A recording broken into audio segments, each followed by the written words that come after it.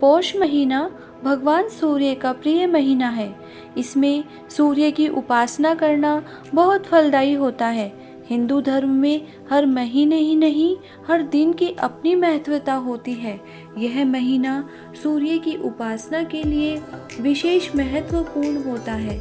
यदि हम पोष के हर महीने में हर दिन नियमित सूर्य की उपासना करते हैं तो हम जीवन भर अपना समय सुख समृद्धि व सफलतापूर्वक व्यतीत करते हैं। पौष मास के रविवार के व्रत बहुत ही फलदायी होते हैं। यह रविवार के व्रत हमें अलूणा यानी बिना नमक के करने चाहिए। इससे हमारे संतान का तेज सूर्य समान बढ़ता है और समाज में सम्मान व प्रतिष्ठा मिलती है। इस महीने में अलूणे रविवार का विशेष महत्व होता है। पौष के प्रत्येक रविवार को एक समय शाम से पहले मीठा भोजन करें, जैसे चावल, दही या बिना नमक के पराठे व मीठा दही हलवा भी खा सकते हैं। दिन अस्त के बाद भोजन नहीं करें। हो सके तो शाम के बाद सुबह तक कुछ भी नहीं लेवें। रविवार के दिन यदि 11 एकादशी हो तो गाजर का हलवा लें। सूर्य की पूजा अर्चना करें, प्रार्थना करें और कहानी सुनें। इस व्रत में तेल व नमक नहीं खाना चाहिए। व्रत के अगले दिन सूर्य उदय होने पर नहा धोकर सूर्य की पूजा अर्चना करें, फिर कुछ खावें। पौष रविवार के दिन यह कहानी कथा अवश्य सुने। तो चलिए आज हम आपको सुनाते हैं पौष रविवार के व्रत की कहानी कथा।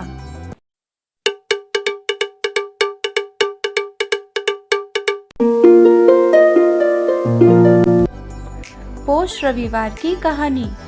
एक साहूकार था, उसके कोई संतान नहीं थी। वह बड़ा दुखी रहता था। वह घर से बाहर निकलता तो लोग उसको देखकर मुंह बनाते थे और कहते थे कि इसका मुंह नहीं देखना चाहिए। बांझ आदमी सामने मिल जाए तो कार्य सफल नहीं होता है। यह सुनकर वह दुखी रहता था। उसने पंडितों को बुलाकर पूछा तो पंडितों ने कहा कि तुम रोजाना सूर्य की उपासना, व्रत व पूजन करो। रविवार के व्रत करो व पौष के रविवार करो। साहूकार ने पौष के रविवार किए। सूर्य भगवान अति प्रसन्न हुए और साहूकार से बोले कि साहूकार, मांगो क्या चाहिए। साहूकार ने कहा, हमें बच्चा चाहिए। सूर्य भगवान ने कहा कि तुम्हारी एक कन्या होगी और वह हंसेगी तो उसके मुंह से हीरे मोती झड़ेंगे। समय आने पर साहूकार की पत्नी ने सुंदर कन्या को जन्म दिया। कन्या थोड़ी बड़ी हुई तो वह हंसने लगी। वह हंसती मुस्कुराती तो उसके मुंह से हीरे मोती झड़ते थे। अब साहूकार के घर में खूब भंडार भर गए। कन्या बड़ी हुई, धीरे धीरे शादी वाली हो गई। दोनों माता पिता ने सोचा कि अगर कन्या की शादी कर देंगे तो हमारे घर में धन की कमी हो जाएगी। ऐसा करते हैं कि किसी को घर जवाई रख लेते हैं। बहुत तलाशने के बाद एक गरीब लड़के ने घर जवाई के लिए हाँ भर दी। अब शादी करके बेटी जवाई को घर में ही रख लिया। माँ बेटी को सुबह पहले जगाने जाती और बेटी का मुंह देखती। तब बेटी हंसती तो माँ झोली में हीरे मोती लेकर चली जाती। ऐसे बहुत दिन बीत गए। एक दिन जवाई ने अपनी पत्नी से पूछा कि तुम्हारी माँ सुबह पहले क्यों जगाने आती है? मुझे अच्छा नहीं लगता है।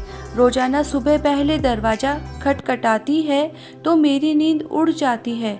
तुम अपनी माँ से कहो कि कल से नहीं आए। उसने सुनकर अपने पति को बताया कि मेरी माँ सुबह मेरा मुंह देखने नहीं आती, वह तो हीरे मोती लेने आती है। यह बात सुनकर दूसरे दिन उसके पति ने जल्दी उठकर पत्नी को जगाया और हंसने लगा। पति को हंसता हुआ देखकर वह भी हंसने लगी तो हीरे मोती झड़ने लगे। वह बहुत खुश हुआ और सारे हीरे मोती इकट्ठे करके रख लिए और वापस सो गया। अब लड़की की माँ ने आकर दरवाज़ा बजाया तो बेटी ने दरवाज़ा खोला और जब बेटी हंसी तो आज हीरे मोती नहीं आए। तो माँ समझ गई कि जरूर जवाई ने हीरे मोती ले लिए हैं। वह क्रोधित होकर चली गई और साहूकार से कहने लगी कि जवाई जरा ज़्यादा ही होशियार हो गया है। आज मेरे उठने से पहले ही उसने हीरे मोती बटोर लिए। अब इस जवाई को मार देना चाहिए। वह बेटी को पता भी नहीं लगना चाहिए। माँ ने बेटी के पिता को समझा दिया कि तुम आज ही कुछ बहाना करके इसको डूंगर पर ले जाओ और वहाँ से नीचे गिरा देना। अगले दिन जैसे ही जवाई बेटी उठे, साहूकार ने कहा कि जवाई जी, तुम तैयार हो जाओ, हम घूमने चलते हैं। और साहूकार जवाई को डूंगर पर ले गया। वह उसको जोर से धक्का लगा दिया। जवाई नीचे गिर गया। साहूकार जल्दी से घर आया और पत्नी से कहा कि मैं जवाई को मार आया हूँ। उधर बेटी पौष के रविवार की कहानी सुनकर सूरज भगवान के अर्घ लगा रही थी। सूरज भगवान और राणा दे दोनों बातें कर रहे थे। राणा दे जी ने कहा कि देखो, साहूकार की बेटी आपकी पूजा अर्चना कर रही है और उसका पति देखो कैसे तड़प रहा है। भगवान, आप इसके पति को बचाओ। भगवान ने उसके पति की जान बचाई और वह घर आ गया। घर आते ही उसकी पत्नी ने पूछा कि तुम्हारी ऐसी हालत कैसे हुई। उसके शरीर पर चोट के निशान हो रहे थे और खून निकल रहा था। पत्नी ने पूछा तो बहाना बना लिया कि मैं डूंगर पर घूमने गया था तो वहाँ पत्थर से पैर फिसल गया और नीचे गिर गया। उसने नहीं बताया कि उसके पिता ने गिराया है। साहूकार ने देखा कि वह जीवित आ गया है। दोनों दुखी हुए और उपाय सोचने लगे। कुछ दिनों बाद साहूकार जवाई को जंगल में ले गया और अग्नि में ढकेल दिया। इधर इसकी पत्नी कहानी सुनकर सूर्य भगवान को अर्घ दे रही थी कि सूर्य भगवान ने अर्घ का जल उसके पति पर डाल दिया, जिससे उसकी अग्नि शांत हो गई और वह बच गया। वह घर आया तो उसकी पत्नी ने देखा कि उसके पति के शरीर में जलने से फफोले हो रहे हैं। उसकी पत्नी ने पूछा तो कह दिया कि मैं जंगल देखने गया था और जंगल में आग लग रही थी, इसीलिए थोड़ा सा जल गया। उसके पत्नी ने दवा लगाई और वह सो गया। उधर साहूकार ने देखा कि जवाई वापस जिंदा आ गया है। उसने फिर उपाय सोचा और जवाई को स्नान के लिए नदी पर ले गया। साहूकार ने जवाई को धक्का लगा दिया। वह बहने लगा। साहूकार खुश होकर घर आ गया। इधर इसकी पत्नी सूर्य भगवान की पूजा अर्चना करके सूर्य को अर्घ लगा रही थी तो भगवान ने देखा कि उसका पति नदी में बह रहा है। भगवान ने उसको किनारे पर लगा दिया। वह थोड़ी देर बाद उठा और घर आ गया। उसकी पत्नी ने देखा तो वह पूरा गीला और कीचड़ में हो रहा था। उसको बड़ी चिंता हुई और उसने जल्दी से उसे दूसरे वस्त्र पहनाए। थोड़े दिन बाद साहूकार ने फिर से उसे मारने का विचार बनाया। साहूकार उसे घने जंगल में ले गया और उसके पीछे सांप छोड़ दिए। वह खुद घर पर आ गया। सूरज भगवान ने उसे नाग देवता से बचा लिया। वह भागता हुआ घबराता हुआ घर आ गया। उसकी पत्नी रोजाना सूर्य भगवान की पूजा अर्चना करती थी और भगवान को जैसे ही अर्घ देती उसके पति के संकट पर उस अर्घ के पानी के छींटे लगते और वह बिल्कुल ठीक होकर घर आ जाता था।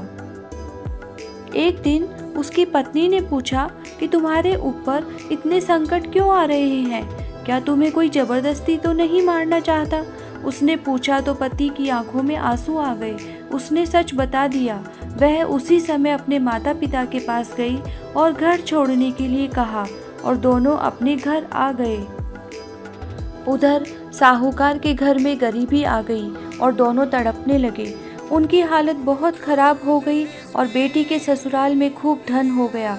उसके पुत्र हो गया। हे सूर्य भगवान, जैसे बेटी का सुहाग बचाया और पुत्र दिया, धन संपत्ति दी, वैसे सबको देना।